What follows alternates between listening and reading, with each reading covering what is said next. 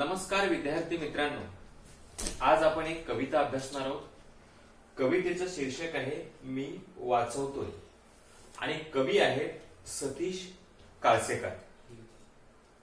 सतीश काळसेकर हे सुप्रसिद्ध कवी ज्यांचे अनेक कविता संग्रह प्रकाशित आहेत, ज्यामध्ये इंद्रियोपनिषद, साक्षात, विलंबित हे ज्यांचे कविता संग्रह प्रकाशित आहेत. कविता लेनिनसाठी या लेनिनवरच्या जगभरातील कवितांच्या अनुवादांच्या संग्रहाचे त्यांनी संपादन केलेले आहे. याशिवाय तात्पर्य, मागोवा, लोकवाङ्मय या नियतकालिकांच्या संपादनात ज्यांचा सहभाग राहिलेला आहे. आज जे काही समाजामध्ये बदल होतोय, जे काही शहरीकरण होतंय, नागरीकरण होतंय, खेड्यातल्या काही प्रथा, परंपरा, काही गोष्टी याच्यामध्ये जो आमूलाग्र बदल होतोय आणि ज्यामुळं ग्रामीण व्यवस्था आता मोडकळीस येत आहे. ग्रामीण व्यवस्थेमधले अनेक शब्द, अनेक बाबी आता हद्दपार होत आहेत. हे कवीला या कवितेतून सांगायचं आहे. तरीही कवी मोठ्या प्रयत्नाने काही गोष्टी वाचवण्याचा, काही गोष्टी संग्रहित करण्याचा, काही गोष्टी साठवण्याचा प्रामाणिक प्रयत्न करतो आहे, ही या कवितेत कवीने सांगितलेलं आहे. बघूया आपण ही कविता.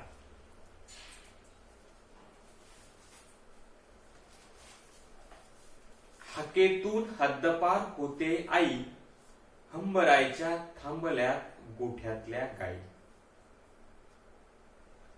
हरवत चाललाय किराणा आणि भुसार, सुपर मार्केटच्या झगमगाटात झरझर. कवी असं सांगतायत की आता आपल्या रोजच्या दैनंदिन हाकेतून आपली आई हद्दपार होते आहे.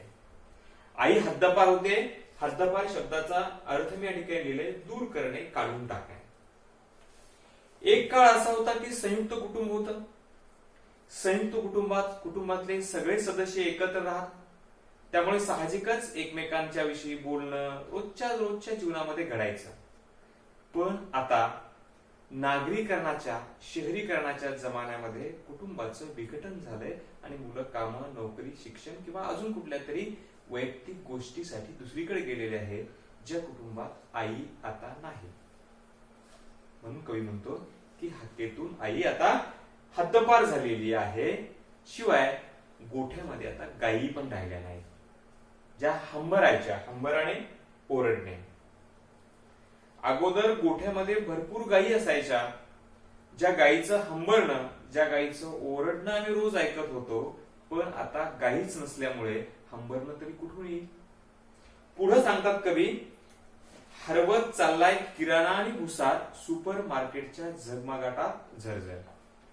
अगोदर खेड्यापाड्यामध्ये छोट्या छोट्या तांड्या वस्तीवर छोटे छोटे किराणा दुकान असायचे, माल मिळायचा. पण आता जमाना बदललाय. आता छोट्या किराणा दुकानात जायला कोणी तयार नाही. सगळीकडे जिकडं तिकडे आम्हाला काय दिसतोय, सुपर मार्केट दिसतोय. रेडीमेड माल, पॅकिंगचा माल, चमचमीत माल, लखलखीत माल.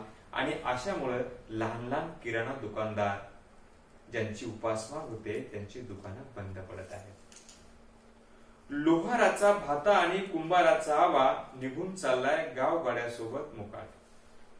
एका खेड्यापाड्यामध्ये लोहाराकडनं सगळ्या वस्तू तयार करून घेतल्या जातात, शेतीच्या असतील किंवा घर उपयोगाच्या काही कामाच्या असतील.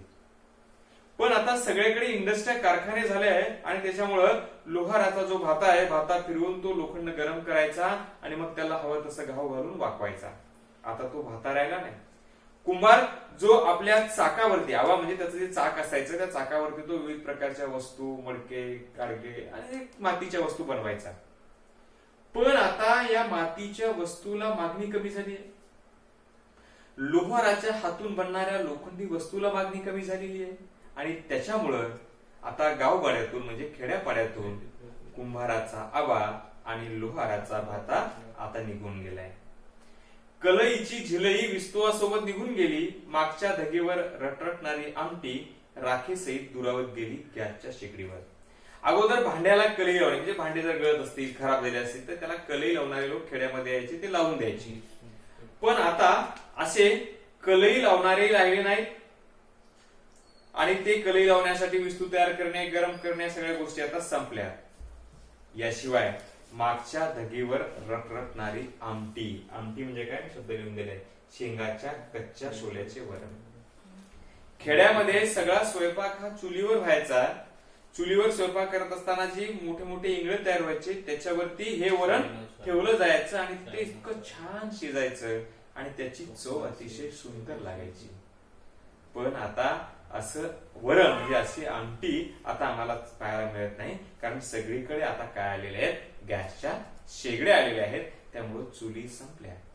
विद्यार्थी मित्रांनो, आजही पहा, चुलीवरच्या स्वयंपाकाची चव आणि गॅसच्या शेगडीवरच्या स्वयंपाकाची चव. गॅसच्या शेगडीवरचं तुरीचं सध्याचं वरण आणि खेड्यामध्ये त्या विस्तवावर रटरटणारी आमटी, याची चव बघा काय चव असते. पण आता असं राहिलं नाही. बोला चालीतून निघून चालली माझ्या आईची बोली, सुटीत आता खेळत नाहीत मुलं, विठी दांडू आणि लगोऱ्या, थांबून गेलाय त्यांचा दंगा. अगोदर आम्ही एकमेकाला बोलत असताना आमच्या मायबोलीतून बोलायचो, जी बोली भाषा असायची, जी खेड्यापाड्यातली आपली भाषा, त्याचे मजेशीर शब्द, मजेशीर उखाणे, मजेशीर काही त्याच्यातल्या गोष्टी. पण आता या नव्या जमान्यामध्ये बोलीतून बोलणं, बोली भाषेतून बोलणं हे अप्रतिष्ठेचं वाटू लागलं की काय, म्हणून लोक आता आपल्या बोलीत बोलत नाही, म्हणून बोलीची भाषा आता विसरलेली आहे. शिवाय आता पोरं काय खेळत नाहीत, विटी दांडू आणि लगोऱ्याही खेळ खेळत नाहीत सुट्टीमध्ये. त्यामुळे त्यांचा असा मैदानावरचा खेळ खेळायचा दंगा आता कमी झालेला आहे.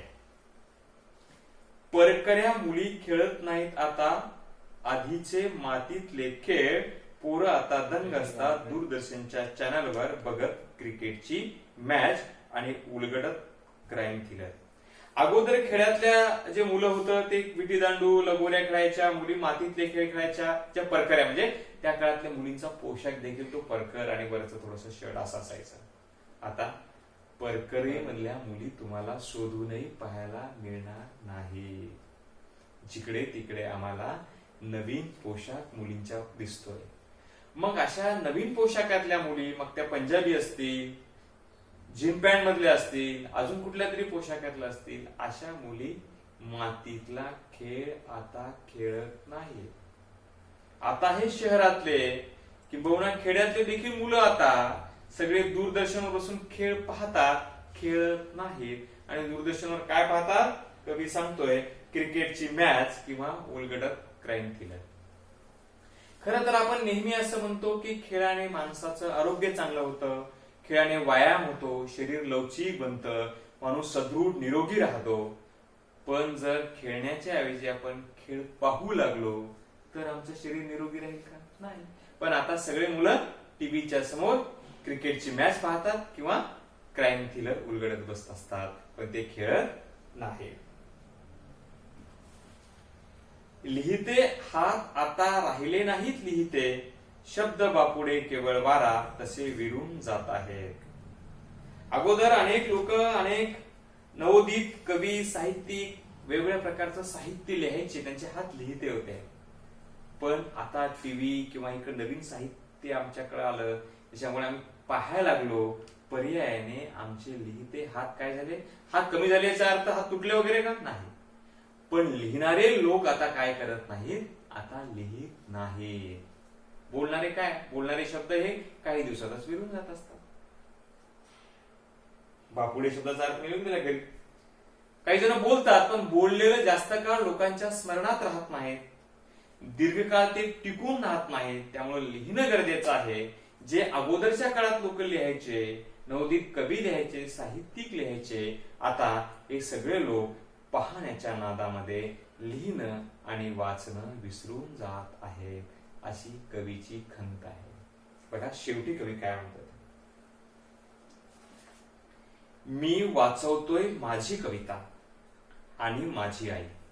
पण कवी आत्मविश्वासाने सांगतात, भलेही काही बदलत असेल, भलेही खूप चेंज होत असले, तरीही मी मात्र काय प्रयत्न करतोय, मी वाचवतोय, अजूनही वाचवतो माझी कविता, म्हणजे मी लिहितोय. कवी काय म्हणतात सतीश काळशेकर, मी अजूनही लिहितोय, मी माझी कविता वाचवतोय, माझी आई देखील वाचवतो, म्हणजे माझ्याकडे आई आहे, माझी बोली माझी भूमी कवितेसोबत. कवी काय काय वाचवतो? त्याची कविता वाचवतो. आई, बोली आणि भूमी. माझी बोली माझी भूमी. थोडक्यात जग बदलत असलं तरीही कवी सांगतोय की मी प्रयत्नपूर्वक काही गोष्टी साठवण्याचा, काही गोष्टी वाचवण्याचा मुद्दामहून प्रयत्न करतो. आणि वाचवतो तो काय? कविता, आई, बोली आणि भूमी कवितेच्या सोबतच. थोडक्यामध्ये या कवितेमध्ये कवी सतीश काळसेकर यांनी सध्यामध्ये होणारा जो बदल आहे, ज्या बदलामुळे ग्रामीण व्यवस्था, ग्रामीण संस्कृती, ग्रामीण बोलीभाषा, ग्रामीण भागातलं सांस्कृतिक जीवन, ग्रामीण भागातली संयुक्त कुटुंब पद्धती आता कशी लोप चाललेली आहे आणि त्याच्याऐवजी नवे कसे बदल झालेले आहे आणि त्याच्यामुळे त्यांच्यावर काय परिणाम झाला आहे, या संदर्भामध्ये वर्णने कवितेत केलेलं आहे. कवीने खंतही व्यक्त केली की पोरं आता खेळत नाहीत, याऐवजी खेळ पाहत बसून आपला वेळ वायाला घालतात. पण कवी मात्र प्रयत्नपूर्वक काही गोष्टी वाचवतोय. मी या कवितेच्या माध्यमातून आपल्या सर्वांना एक अत्यंत महत्वाचा संदेश देतोय की भावांनो, नवे बदल स्वीकारा. स्वीकारण्याबद्दल आमच्या मनात काही शंका असण्याचं कारण नाही, पण हे स्वीकारत असताना आमच्या जीवनाला, आमच्या कुटुंबाला, आमच्या संस्कृतीला हे बदल खरंच अनुकूल आहेत का याचा विचार करा. जर या नव्या स्वीकारलेल्या बदलामुळे जर आमचं सांस्कृतिक जीवन, आमचं कौटुंबिक जीवन, आमचं वैयक्तिक जीवन जर नष्ट होत असेल तर हे बदल स्वीकारायचे का याचा जाणीवपूर्वक विचार करा. आणि आपली आई जी अत्यंत कष्टाने आपल्याला वाढवते, संस्कारित करते, स्वतः दुःख पचवून आपल्याला सुख देण्याचा प्रयत्न करते, ती आई, ती भूमी, ती बोली नक्कीच आपल्या जीवनात कधीच हद्दपार होणार नाही याची खबरदारी घ्या. एवढेच या ठिकाणी संदेश आपल्याला देतो. धन्यवाद. मी आपल्याला विनंती करतोय की माझ्या YouTube चॅनलला सबस्क्राईब करा आणि लाईक करा. धन्यवाद. पुन्हा भेटूया दुसऱ्या तासिकेत.